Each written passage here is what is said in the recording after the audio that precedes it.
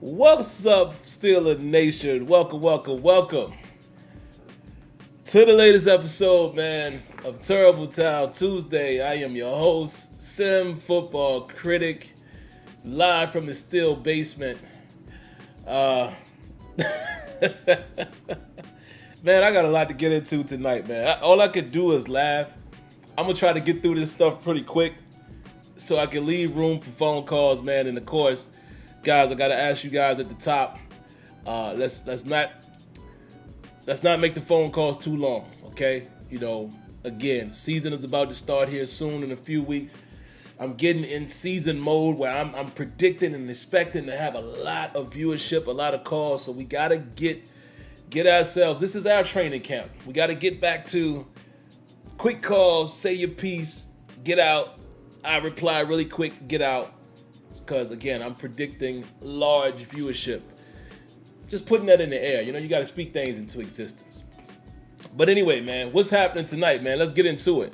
Not going to waste too much time. Let me cut on my timer. Let's jump right in. Early commenters. We're going to say what's up and a hello to Jared Devil, Ron Simpson Gaming. What's going on, buddy? Hello, Miss Lanisha. Miss Lady, appreciate you coming through tonight. You know we always appreciate you, lovely ladies of the chat. Rajon39 in the building. Who else is up in here? My buddy, my man, Wyatt Diggy in the building as well. Miss Odessa, what's going on, Odessa? Good to see you back as well. Again, another member of our lovely lady viewership. Appreciate you wholeheartedly. Cutboy 412. Thunder God, he's got trash can. We gonna talk tonight, guys. Tony Carlson, my man C. Antoine Hill. Who's this? Jonathan. Wait, I went past his name. Jonathan, is it Camus? Is it Camus or Camo? You let me know. Give me a phonetic spelling on that. Steeler Spartan. Father-in-law Leonard in the building. The Arch Steeler. My man Johnny in the building. And who else we got up in here? Jim Edmond, Ozzy Tanks, and Charlie Brown. And let's get to it. So,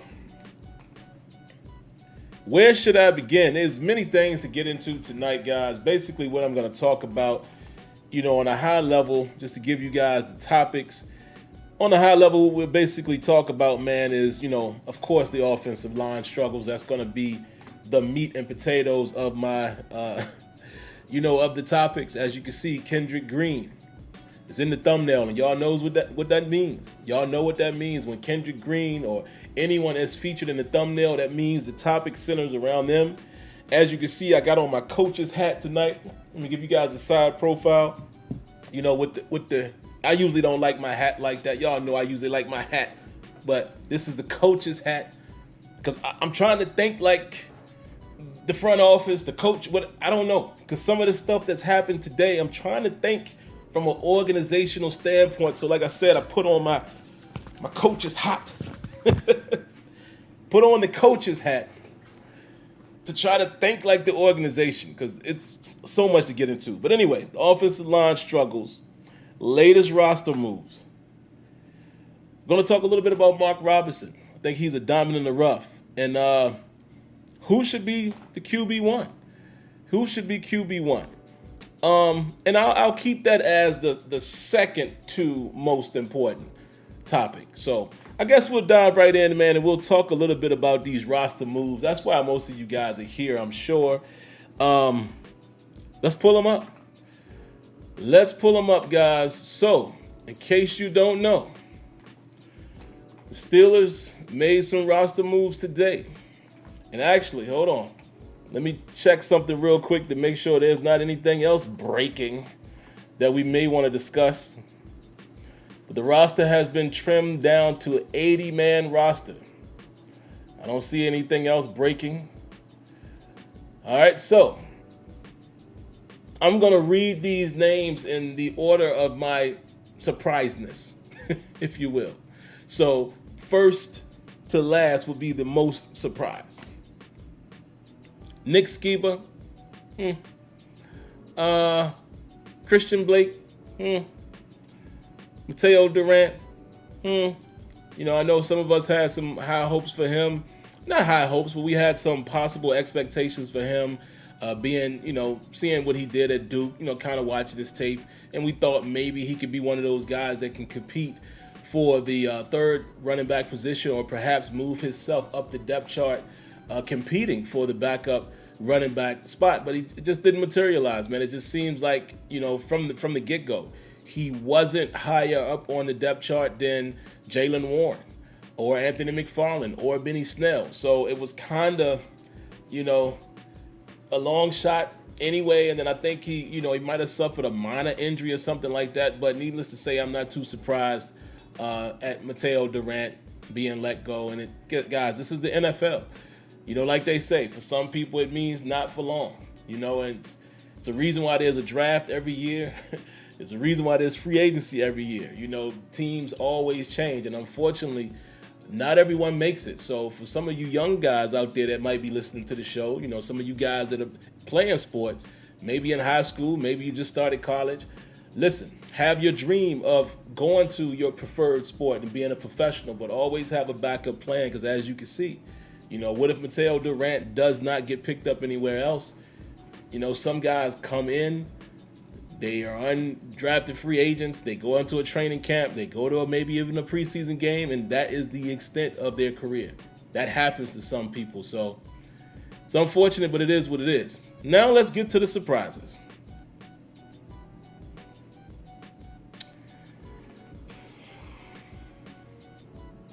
This name that I'm going to say next might be the biggest surprise, but in reality, it's not. And you'll see why I don't think it's the biggest one. But it might be the most talked about, because this creates an interesting topic. Chris Oladokun. Chris Oladokun. For you guys that do not know, Chris Oladokun is the mobile QB that the Steelers drafted in the 7th round. Yes, I said that they drafted in the 7th round. Mind you, this includes a draft where the Steelers drafted Kenny Pickett at number 1. They turn around and they double dip in the 7th round and they draft Chris Oladokun. I remember saying right after he was drafted, this might mean the end of Mason Rudolph, only because the Steelers now have 3 guys on their roster that fit the mold of mobile, which would have been Mitch Trubisky, Kenny Pickett, and Chris Oladokun. We saw very quickly in training camp, where we were hearing, due to reports, that he was not getting any snaps.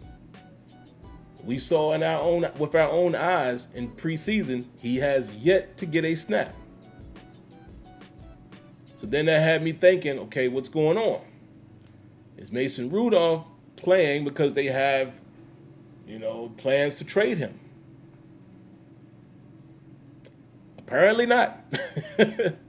It would appear, if the Steelers are to go into the season with 3 quarterbacks, which most of the time they do, at least to my knowledge, it would appear that Mason Rudolph is here to stay, at least for this season. Now, I have a counterpoint that I would make, that we're going to do quote fingers and say what possibly could be happening. Quote, quote, quote. So bear with me for a second.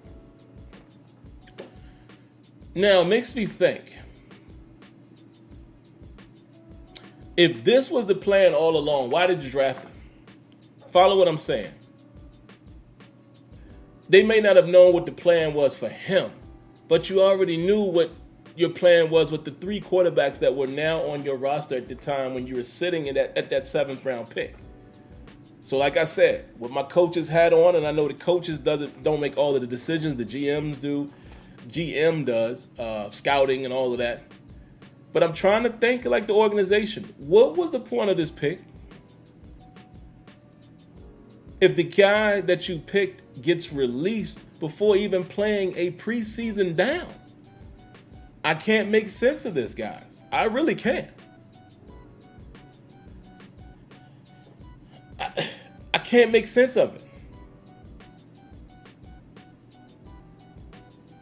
Y'all see what I'm wearing? Steelers gear, Steelers background, doing a Steelers show. I love the Steelers. I'm going to support the Steelers in the organization, but this one, my friends, is puzzling to me. And this is what I always say. Just because you love the team or coach or whatever doesn't mean you can't criticize. This one has me doing this. This is a head scratcher. I am confused. What is going on here? Now, again, it's not to say that Chris Oladokun was going to be the golden boy or nothing like that. I'm just saying it's weird that you draft that guy and he never even gets a shot. To be the third string. Now, there's another side that you can look at. There's two other sides. Here's the quick other side. Maybe he wasn't performing well in practice. It's always that possibility, folks. I know a lot of times things ain't always what it seems to us, right? But maybe he just wasn't doing it. However, we were hearing that he wasn't really getting a lot of reps, not until recently. So then you have that side of it. But then there's another side. Would there be any benefit to them of releasing him, having him clear waivers, and then you re-sign him to the practice squad or something like that? I'm trying to figure out if there's a benefit to that, guys. Is there a benefit to that? Like financially. He's a 7th rounder. So how much did he? I don't get it. Steelers Freak here says Mason played better than they thought. Yeah, that's the thing. That's the thing. For all of you guys that hate the reindeer has not played bad in preseason. He has not. Now, I know some of you guys are going to say, oh, well, we've seen him play to this level. You're right. I'm just saying, he didn't stink it up. He played much better. So is it that? Do they feel better with having 2 veterans and a rookie? It's possible. It's just, to me, the missed opportunity here for the Steelers, and I know people are going to say, oh, it's just a 7th round pick. Well, Trey Norwood was a 7th round pick. Look how that worked out. Trey Norwood is actually going to be a contributor in the dime package. It was last season. So a 7th round pick doesn't have to mean it's a waste. However, this definitely looks like a wasted pick at this point. At this juncture, it looks like a wasted pick. And that is where I have to look at Kevin Colbert, staff, as far as personnel, scouting and all of that. Tomlin, everyone who's involved with that pick, I have to look at and be like, yeah, that was a wasted pick. So that's what I got on it. It's weird. I did not expect to hear that. Is it a surprise to me that they're not moving on from Mason Rudolph? It's not. Because, again, like I said, Mason Rudolph has played well in these 2 games, and he's a veteran. And maybe they want to be deep with 2 veterans and 1 rookie. I'm going to have to trust the organization. It just looks weird to me right now. And that's where I will leave it. Now let's get to the other position. I got to pull up the roster for this one, because this one really threw me for a loop. This one actually was a little more surprising.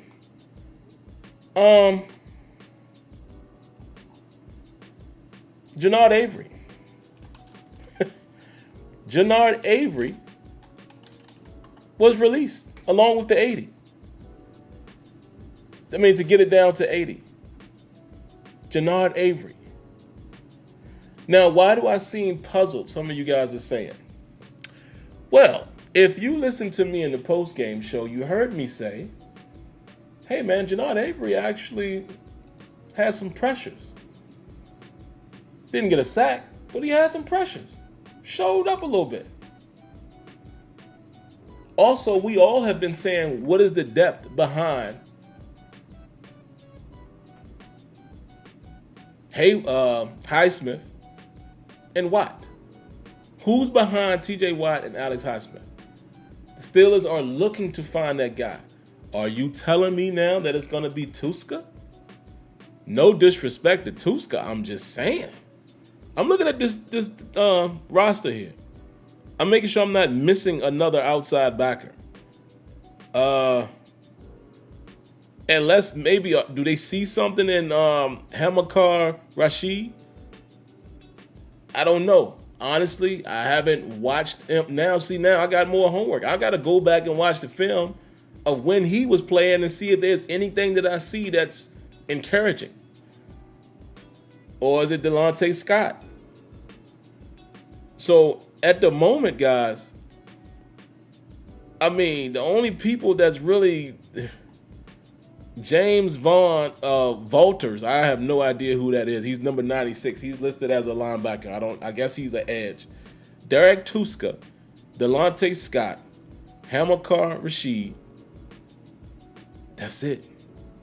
They got Rondale Carter listed as a linebacker. But I don't know if he's an edge. Either way, you tell me who's the bona fide number 3 behind TJ and Highsmith. Again, I was a little confused by that.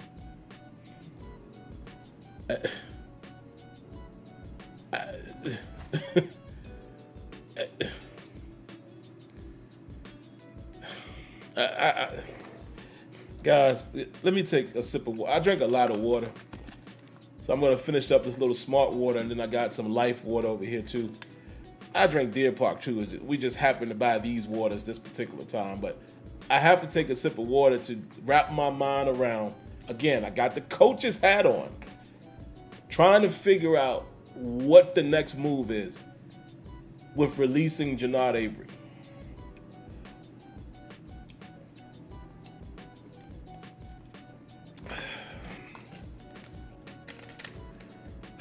I don't know, guys. All right, man, let's move on because it's already only 44 minutes left on the clock, and if I can help it, I'll try to get out of here before an hour. Gotta trust in the team, guys. We gotta trust in the team, but it's a little shaky, a little questionable. All right, so let's see. What else I want to talk about? Where I want to go next? Let's go. I want to talk about Mark Robinson, but first I'm going to talk about Devin Bush.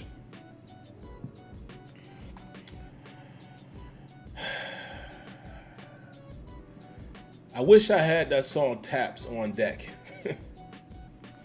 Bum, bum, bum. Bum, bum, bum. Bum, bum, bum. Bum, bum, bum. Y'all know that song. Devin Bush.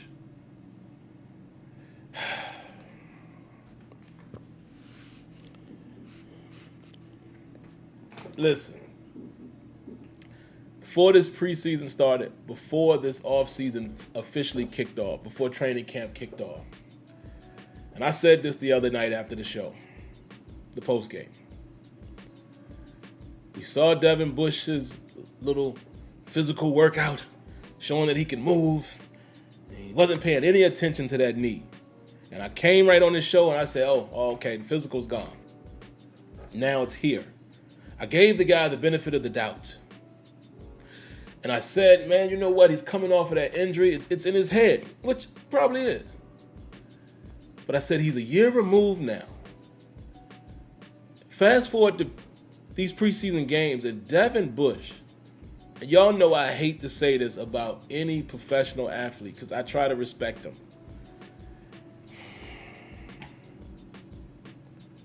Devin Bush is looking like pure garbage out there.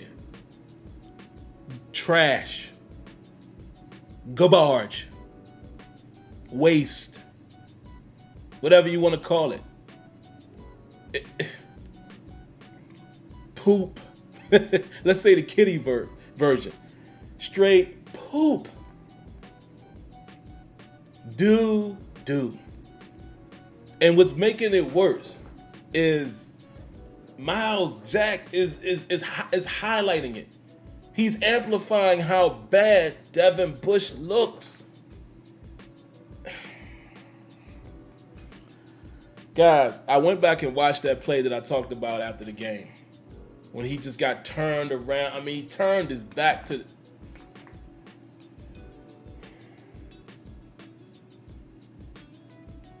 We in bad shape, man. We in bad shape at that second inside linebacker position because the next most sturdy is probably going to be Spillane. However, there may be a diamond in the rough. I'm going to get to that in a second. But I think Devin Bush, as we knew him, or as we even know him today, is over. Unless this dude does something miraculous in this last preseason game, or unless somehow having Miles Jack out there is enough to hide Devin Bush, I just don't know, man. Listen. Only thing I can hope for is that he's not a lost cause. If he let me preference what I'm going to say with this. If Devin Bush is to remain in the starting lineup, I can only hope that he turns it around. Because if he doesn't, we're going to be talking about Devin Bush in a negative way the entire season. I promise you that. Based off of what he's putting on film right now. If he remains in the starting lineup, again, I got on my coach's hat. Because I'm trying to think like them. If for whatever reason they're going to allow him to play out of the funk, kind of like Artie Burns, how they did with him, I can only hope that he turns it around because right now I am terrified of that guy being one of the inside linebackers in the AFC North. Terrified. But there may be light at the end of that tunnel. Mark Robinson.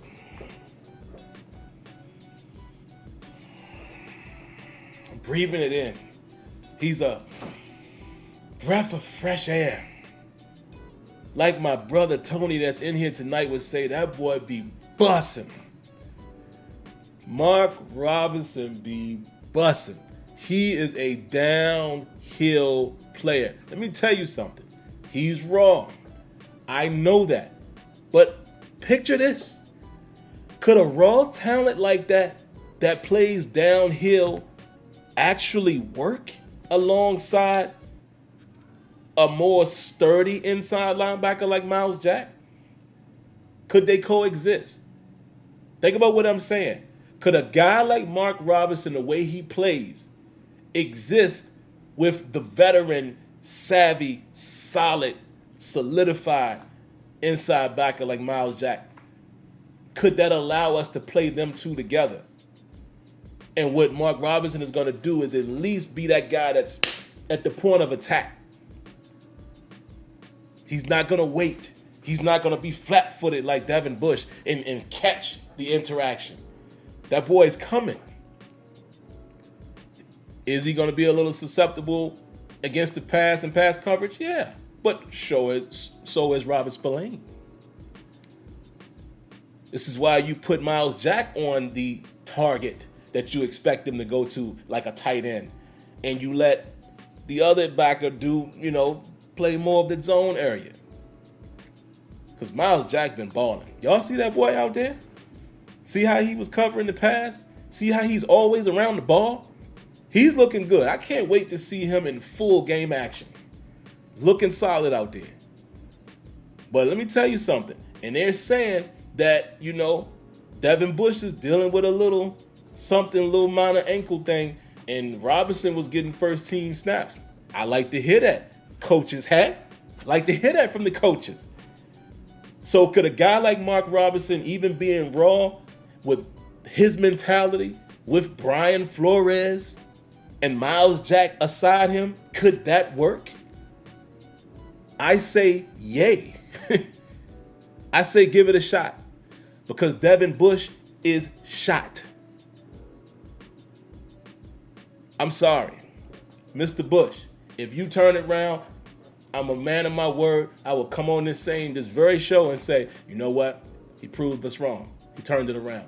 But let me tell you something, Mr. Bush. Anybody who might know him, if any kind of way that this show happens to find its way to one of the players, that's what I'm aiming for, by the way, guys.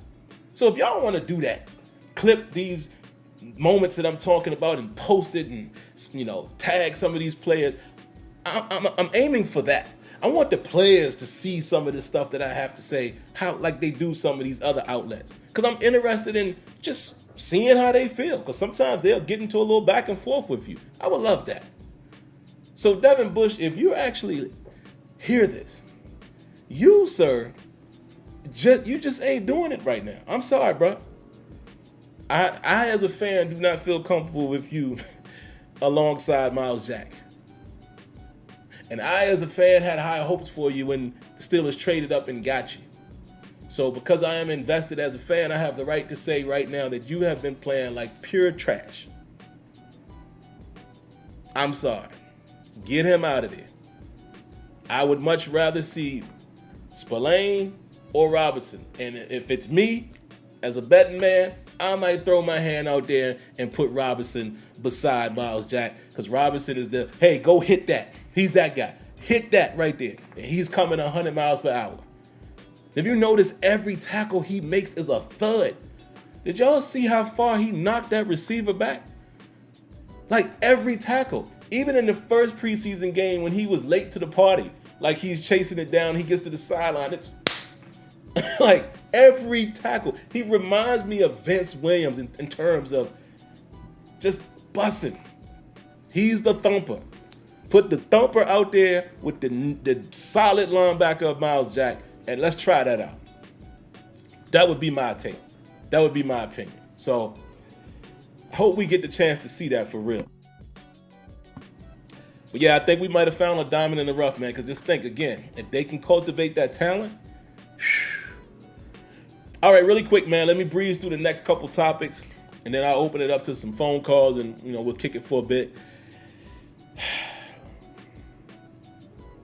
The question right now is everyone is wanting to know, should Kenny Pickett start week 1? I'm not going to go with a long, drawn-out soliloquy or anything like that here, but what I will do, I will do that, well, maybe I'll wait until it's announced, and I'll give you more of my thoughts at that point, however it goes. But let me just give you my quick point here.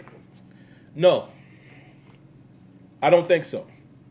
I'm seeing a lot of people say, go ahead and start him. What good is it sitting them down? Guys, this is the best position ever to be in for the Steelers. You have a veteran that seems to be playing decent, that can manage the game, that's been there, done that. And you have a guy that is your future that looks like he's getting it. There's nothing wrong with bringing him along slowly.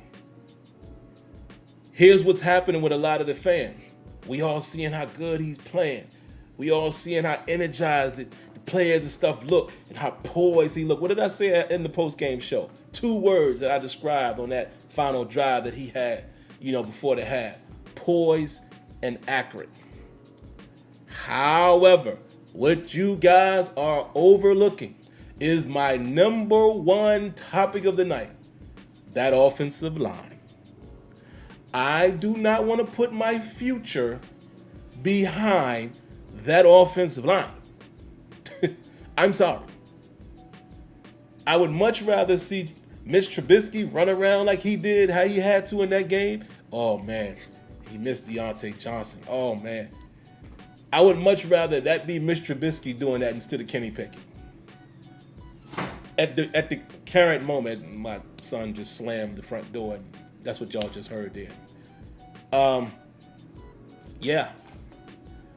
That's how I feel. Bring him along slowly. There's no need to rush him out there. There's no need.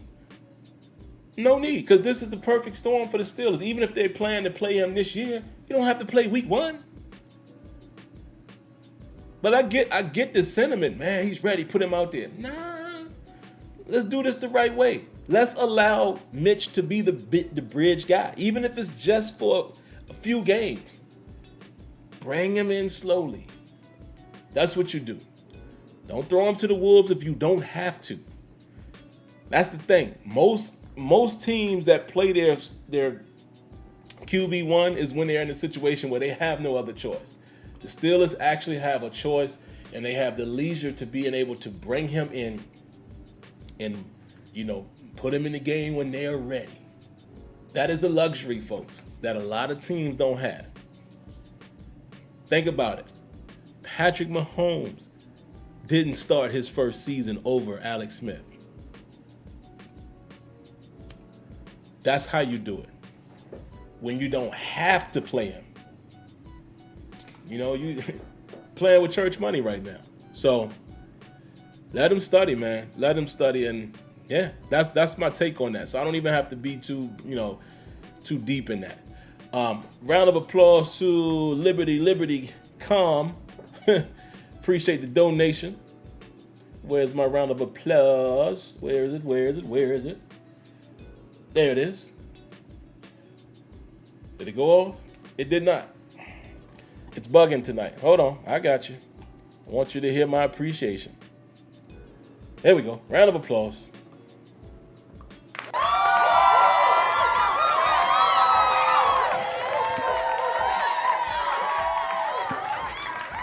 He says, let the man study. Kenny needs time to learn. I'm with you. That's it, man. Oh, what I do get what Steelers Spartan is saying. He says the dude is 25. We already lost 3 years. 25. Is he 25? Is Kenny Pickett 25? For real? Let me see. Let me fact check that. Let me see. I mean, I get what y'all are saying, but guys, it don't. Without even fact checking how old he is, at the end of the day, none of that matters to me. Because, well, he's 24. He turned 24 this past June. So y'all giving him a year. But to me, that doesn't matter. You still can't rush something. Because, I mean, yeah, he looks good in preseason, but dog, what I'm saying, when I say don't rush him, I'm not saying he doesn't play this season. I'm just saying he doesn't have to be the week 1 starter in Cincinnati. Okay? He doesn't have to be that. That's what I'm saying. I'm not saying for us not to see Kenny Pickett this year.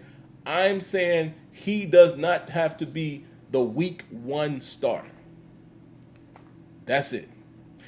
Round of applause to Still Elite. Appreciate the donation.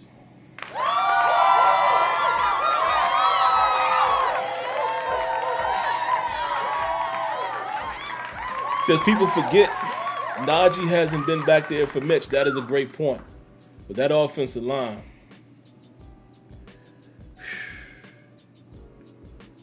All right, let's get to the offensive line, man, so I can leave some room for the phone calls. I know it's preseason. I know that it's going to take. Let me just say this to so you guys know my overall thoughts. I expect it to take into the season before we see if the offensive line has improved. Period. Because they were a brand new unit. I mean, however many training camp practices you have, 2 preseason games, that ain't enough for these guys to gel. So even coming into the season, I would say, man, it's going to take them a few games. I mean, I'd even give them as much as 6 games to see what they're going to be.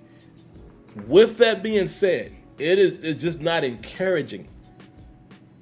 Okay? There's levels to, they're not there yet, and man, whoa. And we're more on the man, whoa. Kendrick Green, man, dog, bruh, that's all I can say. Round of applause, man. Liberty. Appreciate another donation there.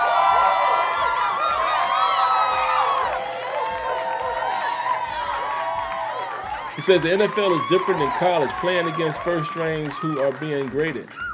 It's definitely different, man. It's definitely different, But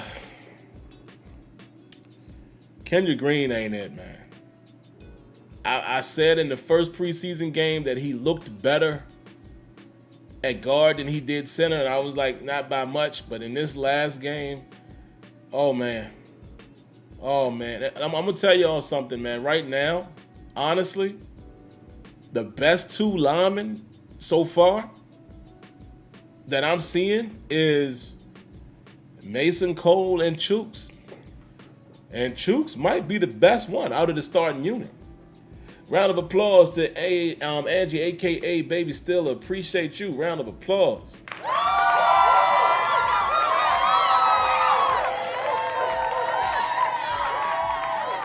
She says, hey, Sim and Steelers fam, just saying hey. Well, hello, Miss Lady. We appreciate you coming through. Like all of our lovely ladies in the chat, we appreciate y'all. We really, really do. Yeah, man, and I'm fully agreeing with Steelers Freak. Mason Cole and Chuks Okorafor have been the best too. Kevin Dotson had a couple decent moments in that game, but he ain't looking great either. And Dan Moore looking like he in the dumps, bro. He said he was talking Kenny, slow typing. Another round of applause. I'll give you a quick one.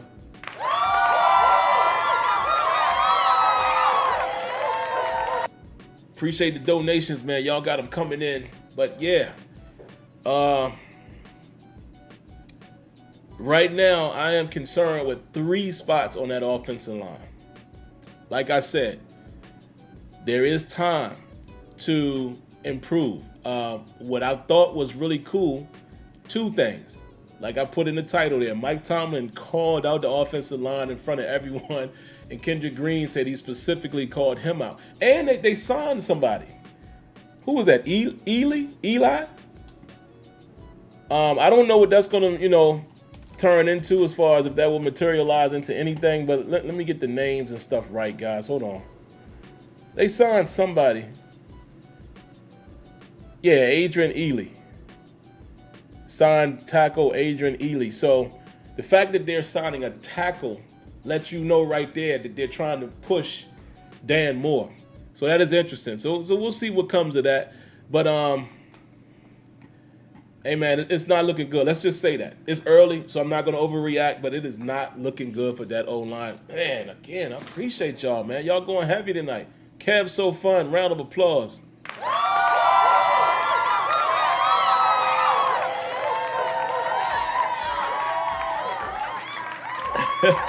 He says the offensive lines needs to stay in training camp longer. We need a prayer. Can't wait until the season starts. Yeah, honestly, man, in this preseason game, I'm playing the O-line at least a full half. Real talk. Whoever I perceive to be my starting 5, they're going to play the first half, period.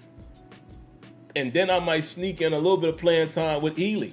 Or maybe you rotate him with the starting unit. Maybe you rotate him and Dan Moore or whoever else you're looking at possibly being the tackle. Maybe not quit on Dan Moore yet, but competition is competition. And he looks like he's looking bad, man. Ain't no need to even talking about Kendrick Green. He's just... Kevin Dotson is our only hope right there. But second thing I thought was cool is Chuks Okorafor. I caught a little piece of what he said in the interview the other day, and he said that, the offensive line coach, Maya, is his technique.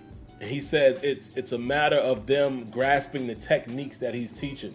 So they're basically saying that, because I think Alex Kazua, one of them, kind of explained his style. But Chuks said that's all it is. He was like, it's taking time for guys to grasp the new technique. And once they get it, he feels like they'll be okay. Now, I know some people will say, well, what else is he going to say? But at least that's some concrete information that now we can say, oh, okay, these dudes are struggling with a new technique they're attempting to learn. Nobody, I haven't heard anybody, even media, saying that the coach is bad. It's just that he's implementing a different technique that has worked. And now offensive line is having a tough time with it. And actually, yeah, it was Alex Kazua. He said, well, Mason Cole and Chuks seem to actually be grasping that concept better because you can see it. And they're having some success. But these other guys seem to be struggling. So the fact that Chuks said that makes it sound like it is something that's correctable. Time will only tell if these guys will be able to get it and if they will play well once they get it. So we shall see. We shall see. But all right, man, let me see if I got any phone calls, man. I didn't mean to go so long there. Don't have anybody in the queue. So I'll wait a few minutes to see if anybody pops in there. But if not, I'll sit in here in the chat with you guys for a minute. And like I said, we can be up out of here after that. Can't wait for this coming preseason game and this final one, because it's a lot that I'm going to be looking at. I'm going to be looking at certain guys, certain positions. I want to see Mark Robinson gets some time with the ones in a real game situation. I want that offensive line to stay out there for numerous series. Like I said, if it was up to me, they play in the entire first half. And maybe if you want to get guys, reward guys who played well, like Cole or Chooks out of there early, fine. But you leave Dan Moore, you leave Kevin Dotson, and you leave anyone else. Kendrick Green, if he's rotating in. But right now, man, there's only 2 guys in the starting unit that I think have played well. And that is, just those guys. James Daniel. And we shouldn't even be saying that because he's getting paid. James Daniel been looking bad too, bro. He's supposed to be the guy. You know, he's I think the highest paid lineman now on that roster. Come on, man. This ain't it.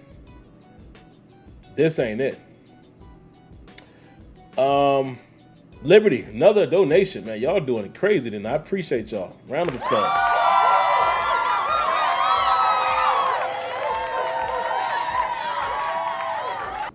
No, I didn't see it. I did see the quote. You know, somebody posted the quote, and he basically kind of said what I was just saying, that it's going to take into the season before we see what the offensive line will be. And I agree with that. I definitely agree with that. You know, it's nothing that we were going to see beforehand. You know what I'm saying? So it's just disheartening to see the way some of these guys are losing, right? And again, I like what Mason Cole said in his interview. He said, listen, man, you know, there are times that you're going to get beat. It happens. It's the NFL. He was like, those guys get paid too. But it's just a matter of, you know, consistency or lack thereof. That's really what makes or breaks, you know, whether you're doing good or you're not.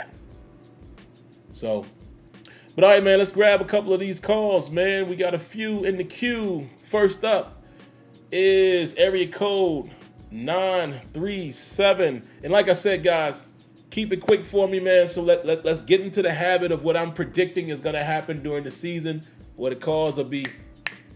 So keep them tight, quick, and out.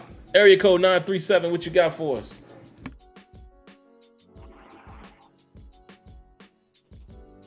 Sam, can you hear me, my brother?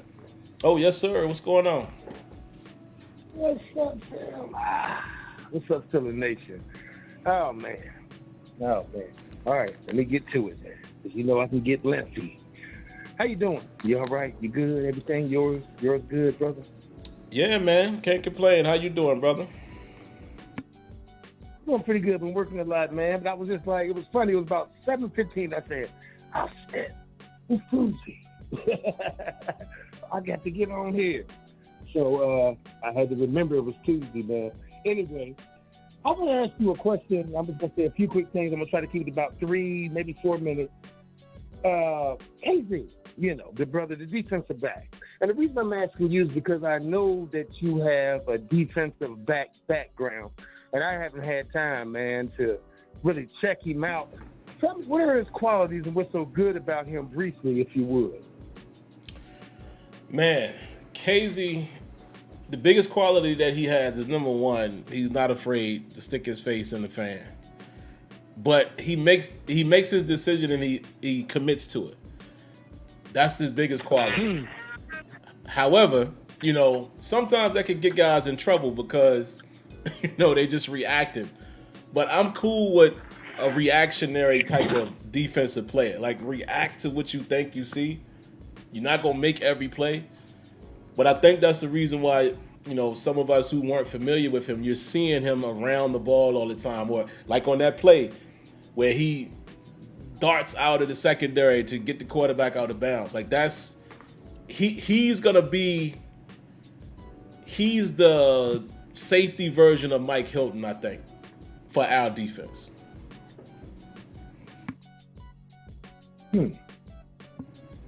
Yes, very, very good. I had time to check him out. I knew you would know. So in a sense, he's somewhat of a thumper. Yeah, he'll hit you. And he's a little guy. You know, he's not really that big, but he's scrappy.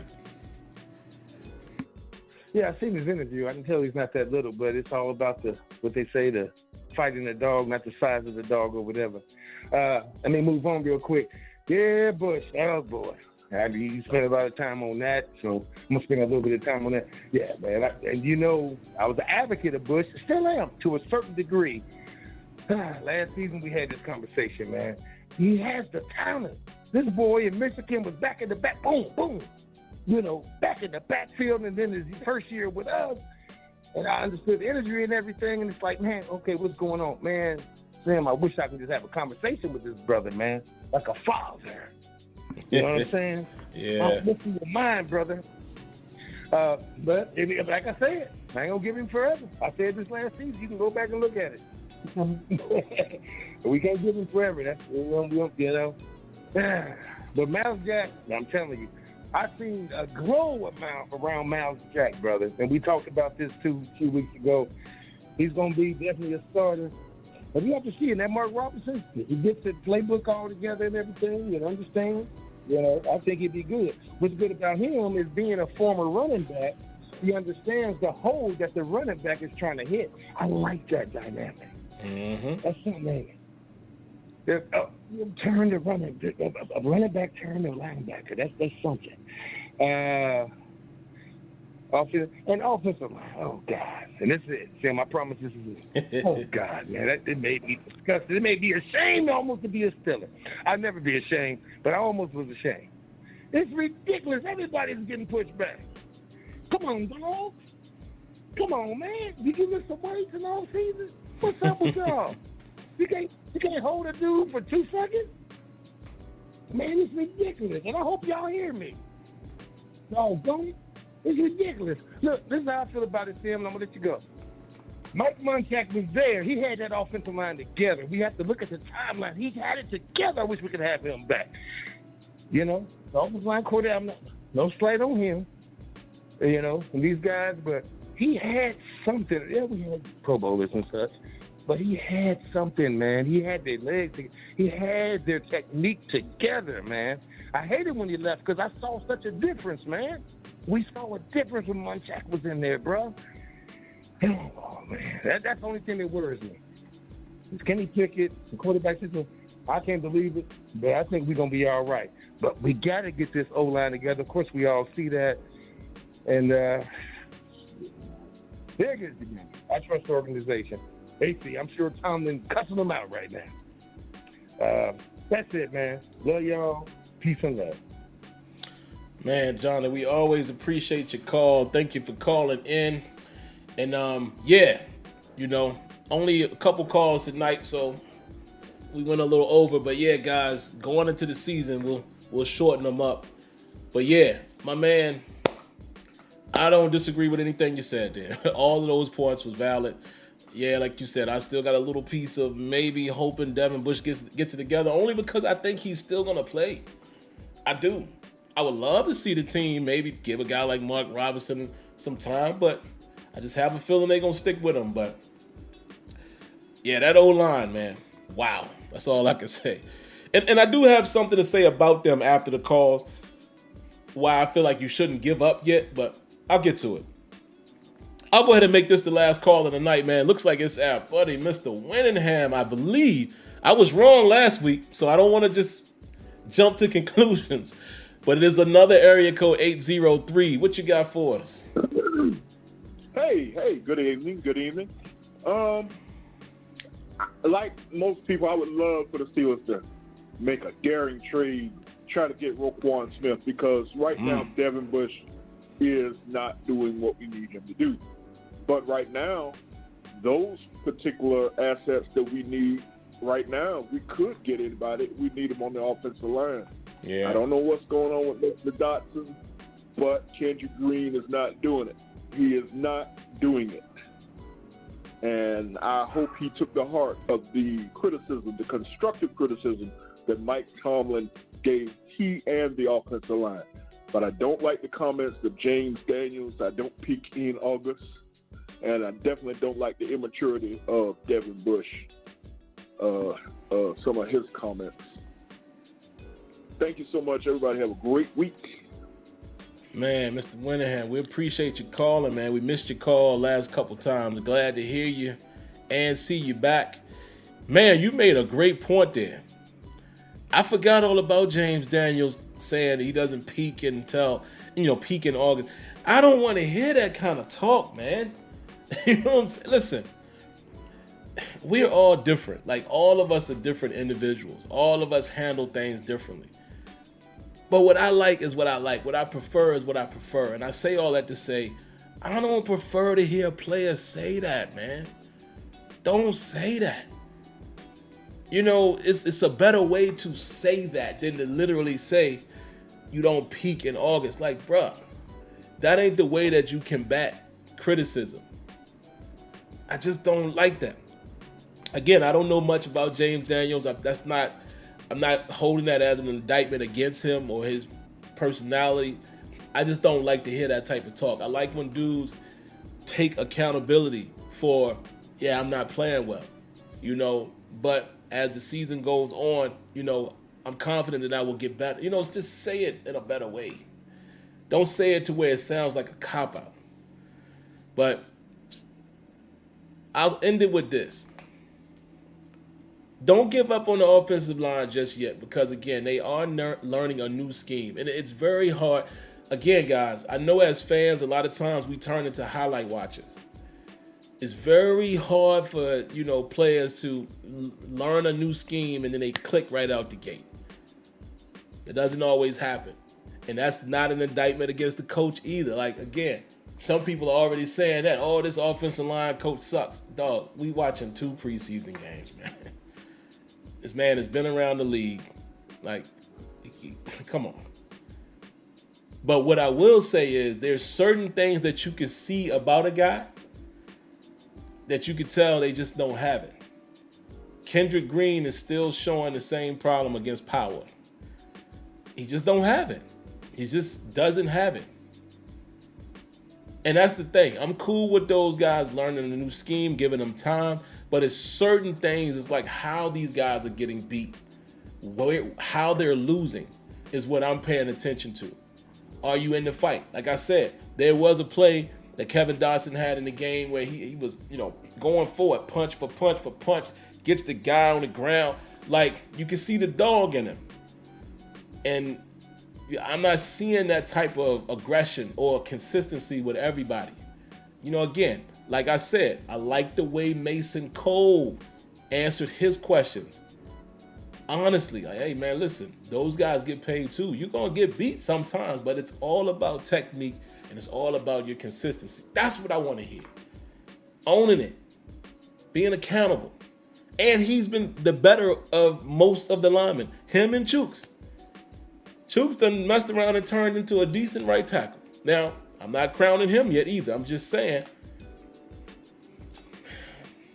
Ironically, Chooks has not looked that bad in preseason. So, we'll see, man. Like I said, if I was the coaching staff, I am not. But if I was, I'm putting them out there for this in at least the first half. Y'all need in-game action. Shoot. I might play them for 3 quarters. And I know some people going to say, man, but you risk somebody getting injured. Listen, it's football. But this is the last action. Think about this. This is the last in-game action that these guys are going to have until week 1 in Cincinnati. I'm playing them as long as I can because we need a real look.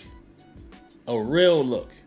And I know people say, go sign somebody. Who's out there? I mean, they just signed Eli and however you feel about him. But at this point of the year, who's out there worth paying?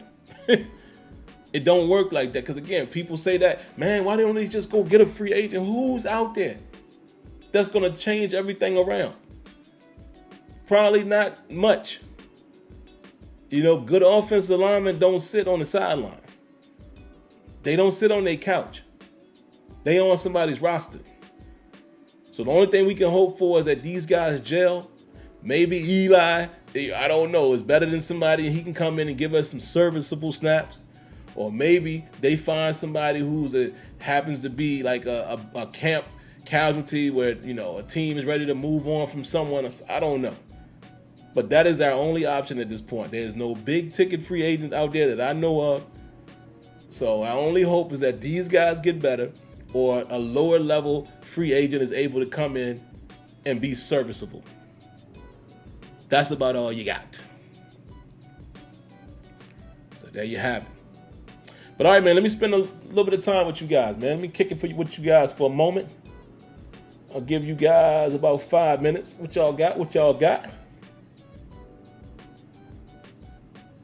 Somebody says Vaughn does have that spin move. Okay. Yeah, so who do you guys want to be as the fourth outside linebacker now that, Avery is cut? And I'm not speaking of, what order, I don't know if he'll be before or under Tuska. I'm just saying, who would you like now to make the roster as the edge rusher with Avery not being a part of the team? Round of applause to my man, Y Diggy, for the donation. Appreciate you. Oh, y'all saw me disappear right there. I hit the wrong button. Oh, look at that. I got a little bit of reflex right there with my green screen. He says, start Kenny this week for first half to see how he handles the Lions starters if he balls. We need to consider starting him. We don't be too cautious, in my opinion. You know what, Y Diggy? I'm willing to agree with you on that, and that brings up a good question. Who do you think the Lions play in this game? Like, which game is this going to be considered a tune-up game for them? Where it seems like, because it's not necessarily was this that's a good question. Not necessarily was this last game last week against the Jags a tune-up game for the Steelers, because the entire starting units didn't stay out there a long time, especially defensively. The front didn't stay out there that long. They played the first quarter. No Cam, because Cam was injured. But y'all know what I'm saying? Like, so I wonder, are the Steelers treating this as a tune-up? Will they play the starters a little more, being as that there's only 3 preseason games? I don't know. And how will that Lions handle it? Who are they expecting to play? So that's a great question. It's a great question. But I'm with you. Let's get Kenny out there as much as we can, man. It doesn't hurt.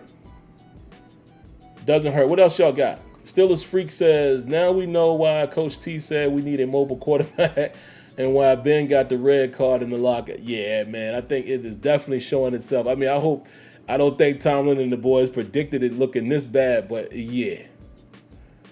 Okay, he says the Lions said they're playing starters. Bet. Then in that case, you daggone right. Put that offensive line out there and keep them out there.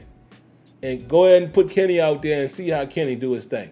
Go ahead and put my man Mark Robinson out there early. Let's see some of these positions that we're not 100% sure on play against them starters in a real game situation at the Shore in front of the home crowd. I'm with that. Darren Smith says, do you think that due to the poor O-line play, we will see more quick passes or more of the QB rolling left and right? I just haven't seen pocket QB yet. Well, actually, you know what? I think that's part of it, but another part of it is I think that's a part of Matt Canada's plan in having a mobile quarterback. You're going to see, and I called this out last week, you're going to see a ton of play action. You're going to see a ton of boots. You're going to even see sprint outs. And we saw a full gamut of that in the game. But you will see moments as well where they're under center. But obviously, if the O-line is not, being consistent and holding blocks long enough for us to pull off some of those plays from under center, you're going to definitely see more rollouts. Move the pocket. Remember, that was my theme. I don't know if you saw my post-game show after this past game, but that's what I said. The theme of the offense is move the pocket. And like I said, I don't know if that was solely because of the offensive line and the state that is in, or I think that's just more so Matt Canada style offense. Just my opinion. But either way, the answer is yes. Let's see what else y'all got. Christian Gonzalez says, get Hayden back? Maybe, but yeah, I'm kind of agreeing with 3 extra here. I don't know if at this stage if Hayden is an upgrade over any of the DBs that we have right now as far as the top 3. So, What else y'all got? A few more minutes, man. My man Carmichael the Guru. What's up, Carmichael? He says the O-line will get it together. They just won't be elite. I agree with that. It's very possible that they'll be okay, by 6th, 7th week. But, they're probably just not going to be an elite O-line. And again, guys, I think we're all victims of this sometimes. We expect everything to work like this. Y'all, let's not forget that let's take a moment to remember that the Steelers are in rebuild mode. Honestly. Let's take a moment to remember that. The Steelers are rebuilding. They've gone through these tremendous offensive line changes. They haven't drafted any O-linemen early, first round or anything like that. They're going through a quarterback change. The back end of the defense has changed in terms of corners. We're going into the season with a Keller Witherspoon and Levi Wallace as you understand what I'm saying? There's changes all along this team. So let's not forget that we're rebuilding. Like, everything is just not going to be beautiful right out the gate. Again, what have some of you guys been saying before this season? Yeah, I think the Steelers will probably be like 8-7, or, some guys are saying 9-7-1 or 9-8. So if that's what you think, then you kind of seeing that team right in front of you. That's what you're seeing. You understand what I'm saying? So it can't be both ways. Walter Worthy says preseason does not equal regular season. Why put Kenny out there with the O-line seeing real defensive schemes? Well, he needs to get that action. Because honestly, they still need to see more from him. He's brand new. He's a rookie. It's the same reason why he played in the first 2 games. Why wouldn't you let him play? Why wouldn't you let him play through that adversity? Because you know why? What if something happens to Trubisky during the season and Kenny Pickett has to go out there and play with that O-line? So I'm never afraid of putting guys in the fire and see how they rise out of it, because these situations could arise in the regular season. You got to play Kenny Pickett. You can't.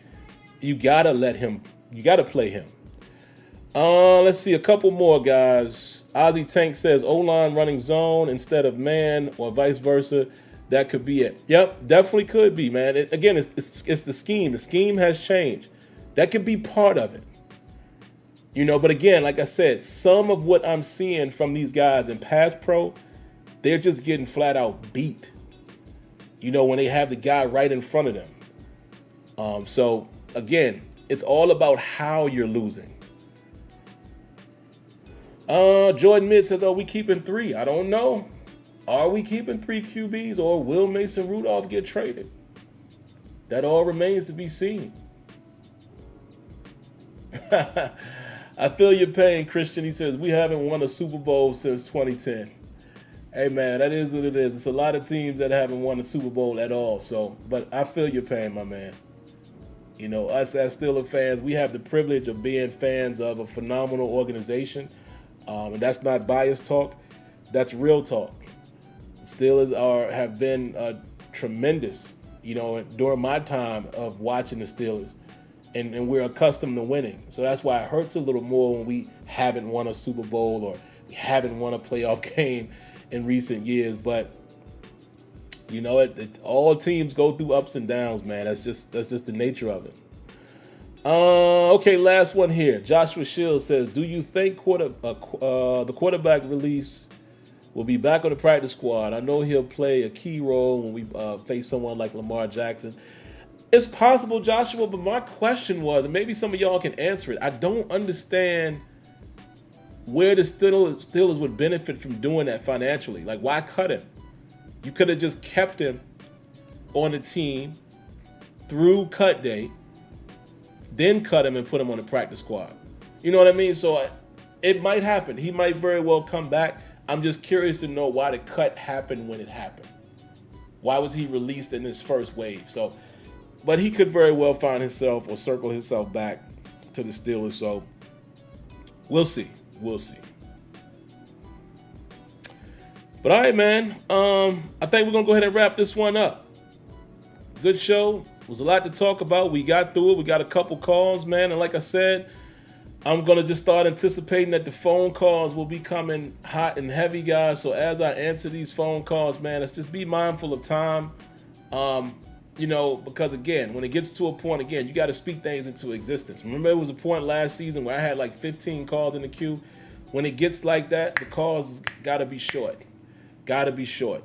So I know a lot of you guys have a lot to say. I have a lot to say too, but we're gonna have to be mindful of the time.